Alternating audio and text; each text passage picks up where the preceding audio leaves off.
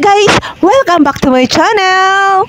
So ayan, dahil tapos na yung Kapaskuhan, tayo ay babalik na sa ating niche kung saan mag-aayos at aalagaan natin yung ating mga motorcycle, motorbike, or kung ano man ang tawag nyo dyan, yun na yun, okay?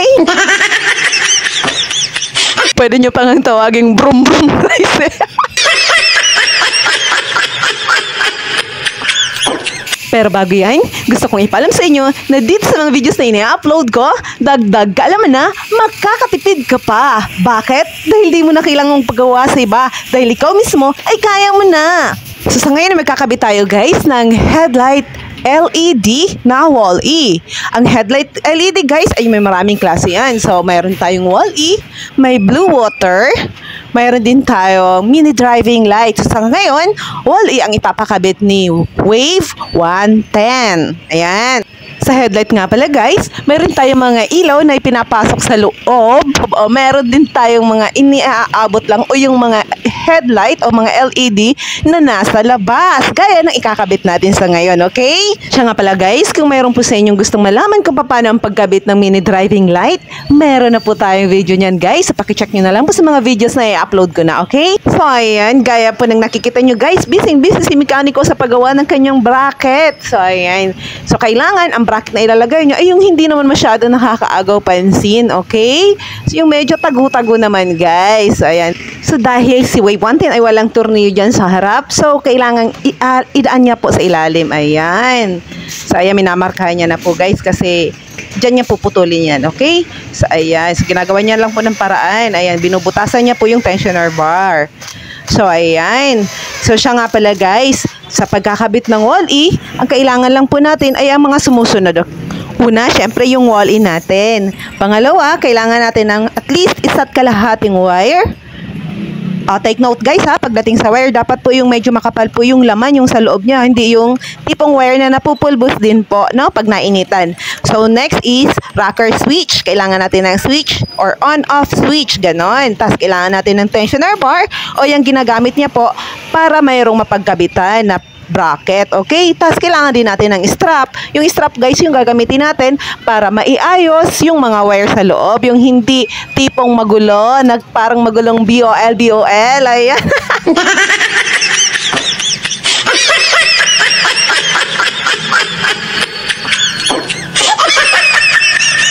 Kailangan din po natin guys na isang mushroom bolt dyan. So yun yung ilalagay natin dyan sa pagkabit ng wall-E doon sa bracket. Ayan yung mushroom bolt natin guys, okay? So wala namang masyadong gastos yan guys. So may mga gusto po ng maliwanag yung daanan nila, lalo yung mga dumadaan sa gabi, lumadaan sa madilim sa gabi. Ayan, magpakabit po kayo neto guys, okay? Pero may isang bagay na dapat siguraduhin kayo. Wag nyo pong patitingalain yung ilaw nyo kasi masisilaw yung kasalubong nyo, siguradong mapagagalitan kayo, okay? Sa pagkakabit ng bracket, siguraduhin nyo naman guys na matatag. Ayun. Yung hindi naman yung tipong gumagalaw-galaw. Kasi baka sumayaw-sayaw naman yan guys. Sumasayaw yung ilaw nyo habang tumatakbo. Ganon. Parang nasa diskuhan ng peg.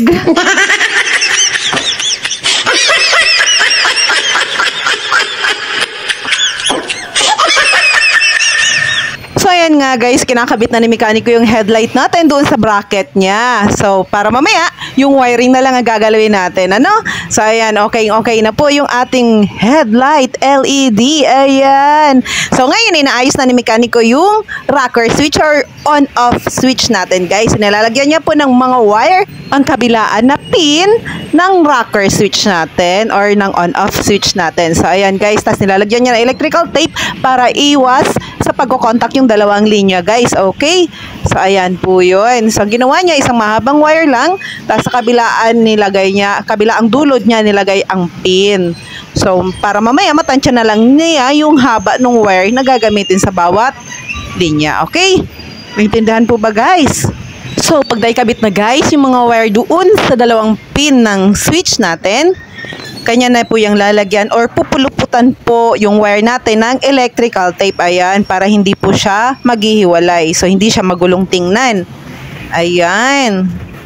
Tapos, sa kanya na po guys, ipapasok sa maliit na butas yung switch po natin. So, ayan, napakasimple lang. Ipapasok yung switch doon sa butas, guys, okay? So, una niyang syempre inilusot yung wire para mas mabilis ang pagpasok. So, ayun, pagkapasok nun, guys, ng wire natin, hahanapan na po natin ng positive line ng motor, yung napagdudugtungan ng ating wire. So, tandaan, guys, sa switch natin, yung unang linya ay mapupunta po doon sa kahit na anong parte na positive line ng wiring ng motor ninyo. Tandaan po yan, ano?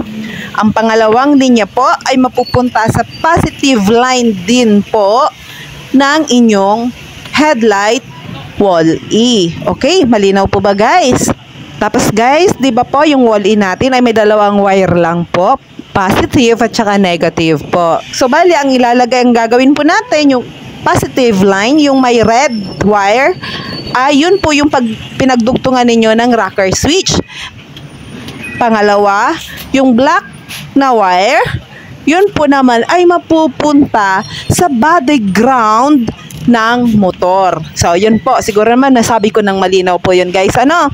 Bali, ang body ground ng motor ay kahit na po alin na parte na bakal ng motor, yun po ay automatic body ground. So, ganun lang po kasimple yun, guys. So, hindi po siya nakakatakot.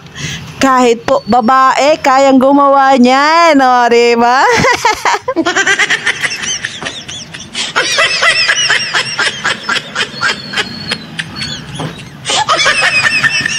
So, ayan guys, dyan sa motor na yan na kinakabit ni mekaniko, pinagkakabitan ni mekaniko, doon siya po kumuha sa may ibaba ng ignition switch or yung susian mismo ng motor. So, ayan ang pinagsalpakan niya ng dulo ng rocker switch para doon sa positive line. So, ayan na po guys. Yung gaya ng sinabi ko kanina, di ba? Yung positive line o yung red wire ay idudugtong niya din doon sa isang switch isang line po ng rocker switch. So, kahit alin dyan guys, doon sa wire ng rocker switch, kahit alin pwede magkabaliktaran. Walang problema po yun kasi ang importante, pareha sa positive line, nakalagay po yung linya natin. Okay? Ayan na po siya guys. O, tapos, lahat ng pinagdugtungan, syempre, kailangan puluputan ng electrical tape para iwas contact. So, yan.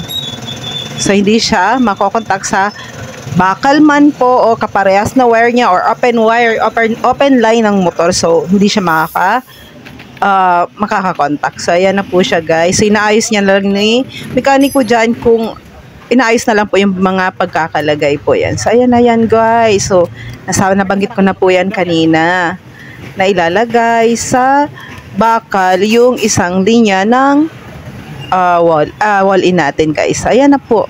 Ganyan na ganyan lang po yan guys. O, diba? Napakabilis lang. Diyos me, yung Marimars. Ayan. O, so, inilagay niya po yan sa may tornilyo para hindi na siya mamomroblema. So, ayan lang. Ganyan lang po yan guys. Pagkatapos niya, naayusin na lang po syempre yung mga wirings natin na hindi siya magiging magulo. Ayan, diba?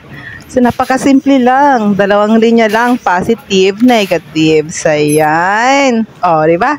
Ayos na, guys. O, ha? So, sa puntong yan, ibinabalik na lang po ni mekaniko yung mga kinalas niyang flarings po. Yung harap niya, ayan, ibabalik na lang po yan. Tapos na. O, saan ka pa? O, diba? Ganyan lang po. So, ayan. So, lahat ng tornilyo na kinalas natin kanina, guys, yun din po ang mga ibabalik natin. So, hindi naman po mahirap na kasi binabalik na lang natin yung mga nakalas na. Ayan. So, ilalagay na po natin pati yung cover po sa harap ng ating motor. Ayan. Tapos na. Ayan, basta siguraduhin nyo lang po, guys, sa pagkakabit ninyo yan, ikanan mo man, ikaliwa, ang motor nyo po, ang manibela, galawin nyo man po sa pakanan o pakaliwa po, hindi dapat po siya sasabit doon sa may tapalodo or yung fender po ng ating motor. So, yun lang naman po yung sisiguraduhin natin dyan, guys. Okay, so ayan na. Tapos higpitan na lang po yan, mekaniko maya-maya, yung mga tornilyo po niyan para, yun na, sakto na, tapos na. Ayan. O, diba? Ganyan lang. Ayan, hihigpitan niya na po yan, guys. O. Ayan. So, okay na. Tapos testingin na lang ho natin, no? Ayan, so nisigurado lang po na yan na talagang saradong-sarado o nakatornilyo po ng maayos yung ating ating wall-i, okay? So, ayan yan. Okay na. O, diba? Oho. I-check niya na lang po na pantay po yung ating wall-i, okay? Tapos yung liwanag niya po ay dapat na medyo pababa, hindi yung makakasilaw sa harap. Ayan na po. So halos guys, ang pagkakabit po ng wall-in natin o kaya ng blue water ay halos parehas lang po. Magkaiba lang po sila sa pormahan, no? Pero parehas lang po yung paraan nila ng pagkakabit, okay? So ayan, okay na guys, di ba? So poging-pogi na, maliwanag na, di na siya mamumroblema sa dilim. Ayan. Oh, ang angas no. So yun na nga po guys yung video natin sa ngayon. Sana ay may natutunan kayo at sana ay nagustuhan ninyo. So paki-like naman po guys at saka paki-comment na rin sa baba at nang malaman ko kung ano yung mga nasa loob ninyo. Please subscribe guys and click the notification bell para updated lagi sa mga bago nating videos. Kung gusto nyong malaman kung paano magkabit ng headlight LED, yung mga nasa sa loob naman po, paki-click naman po ng susunod nating videos. Laging tatandaan na sa bawat pag-alis natin sa ating tahanan ay may pamilya tayo nagmamahal at naghihintay sa ating pagbabalik. Kaya ingat at maraming salamat! God bless!